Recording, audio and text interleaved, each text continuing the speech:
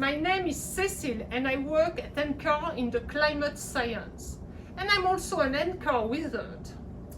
Hi everybody, I'm Jeff. I'm a chemist and I work at NCAR in the chemistry lab, and I'm also an NCAR wizard. But as you can see today, we're here in my lab to do some chemical reactions for you. Yes, and these chemical reactions are coming from the NCAR Wizards recipe book.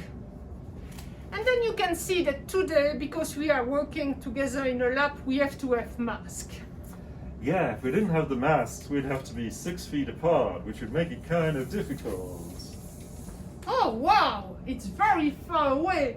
But fortunately I took my binocular and I can still see you. Hey Cecile! Oh Jeff, you look so big!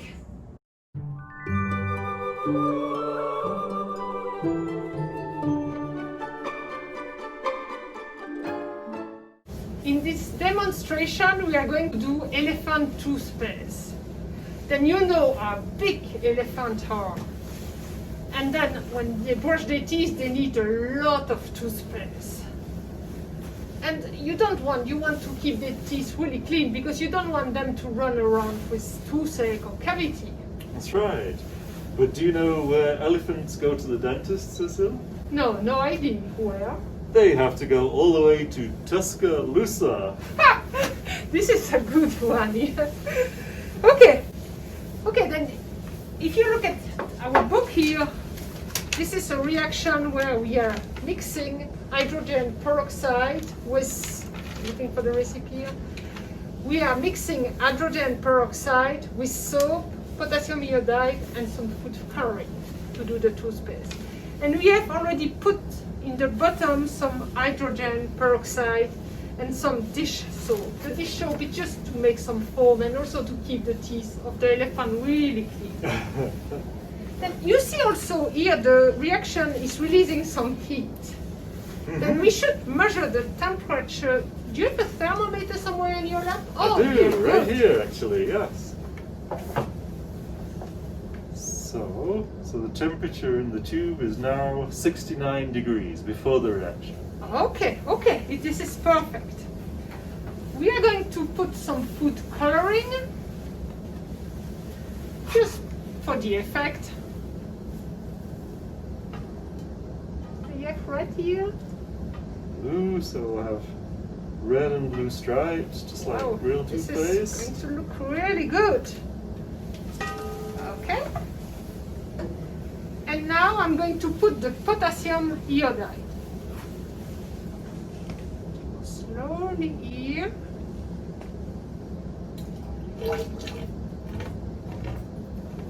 Wow! Oh, nice! Oh my gosh, look at this! Measure the temperature! Quick! Oh, 150 150 oh, this is degrees. really hot. Oh, that's a good size brush. Yeah, Perfect. it's shining. Then I didn't really understand why we needed to put the potassium iodide. Yeah, so the reaction really just involves hydrogen peroxide decomposing. But we know hydrogen peroxide is stable, it'll stay in the bottle for a long time. So the potassium iodide is a catalyst, so it helps it to decompose. But it doesn't really get used up in the reaction.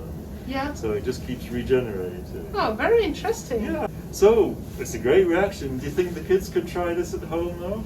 Yeah, unfortunately not, because the peroxide that I have used is very concentrated and you cannot find this at the store. But indeed I have another reaction that they can do at home. Great, let's see it. Okay.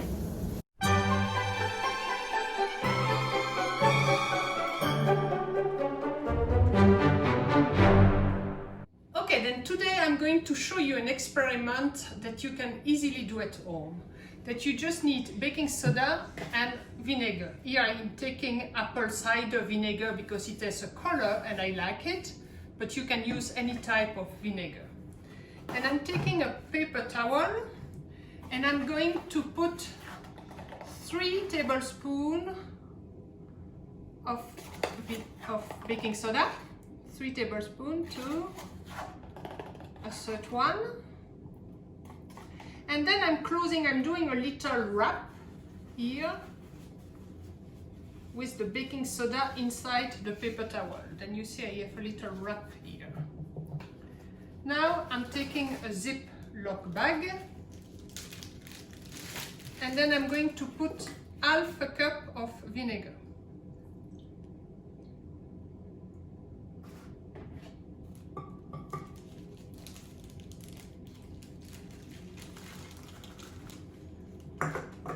Okay, this is the baking soda, and I'm putting it in the bag, and I'm going to close very carefully the bag, but I'm holding the baking soda at the top, that it's not falling in the vinegar yet. And it's very important that you close very well the bag. It should be very well closed. Then there is nothing that can get in or out. Okay? Okay, then my bag is really well closed, and now I'm dropping and I'm shaking. And then what you see, you have a lot of bubble coming, and the bag is becoming bigger. And this is basically CO2 that's escaping. And you see the bag, there is a lot of pressure building inside the bag.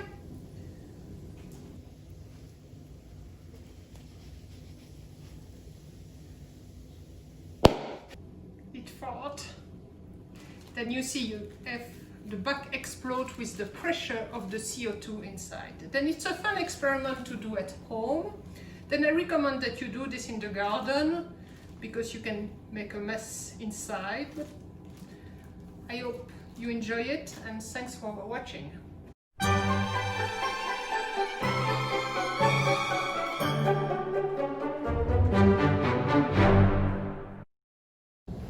This reaction demonstrates a very exothermic decomposition reaction. We call it a volcano reaction. We start with a bright orange powder that looks like lava, and we heat it. Once the reaction starts, it creates a second compound that looks like volcano ash. And it's really impressive. And this is the reaction that we're going to do. Oh yeah, I have it in my book. Then you can see this reaction only involves one chemical. It's not a reaction between two different chemicals like the elephant toothpaste. If we can get a little bit of it hot enough, it will start to decompose and give off heat. And then it's enough to keep the reaction going on its own. The products of the reaction are chromium oxide, nitrogen gas, and water. The chromium oxide has a dark green color, so dark it almost looks black unless we can get the camera in close. It's also a lot less dense than the dichromate, so there's a big increase in volume. So the volcano grows and really looks like it's erupting. Also, the nitrogen that's produced is a gas, so it helps with the effect of an eruption. But I have a question.